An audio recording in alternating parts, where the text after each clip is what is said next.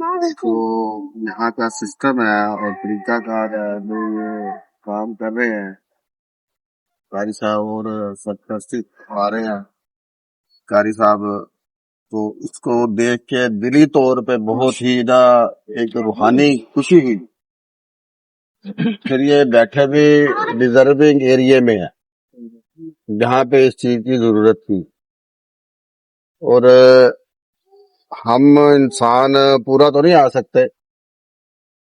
وہ ایک واقعہ ہے کہ وہ کوئی پیغمبر تھے، انہوں نے کہا تھا جی اللہ جی مجھے دے کہ میں نا ان مچھلیوں کی وہ خوراک یا کھانا دے سکوں یا دعوت کر سکوں۔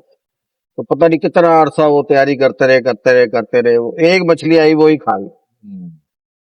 ہم یہ پورا نہیں کر سکتے، لیکن اصل اللہ تعالیٰ نے دیکھنی ہے ہماری نیت کہ ہماری نیت کیا ہے، اس کے مطابق اللہ تعالیٰ پھر معاملات کرتے رہتے ہیں۔ جس طرح یہ بتا رہے تھے قاری صاحب کہ بغیر کسی ریگولر فنڈنگ کے یہ کام ہو رہا ہے، یہ اللہ تعالیٰ کی طرف سے خاص مدد ہے، یہ خاص مدد ہے۔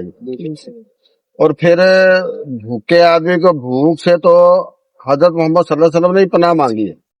یہ اتنی ظالم چیز ہے کہ اللہ کے آخری نبی، پیارے نبی، انہوں نے بھی بھوک سے پناہ مانگی ہے۔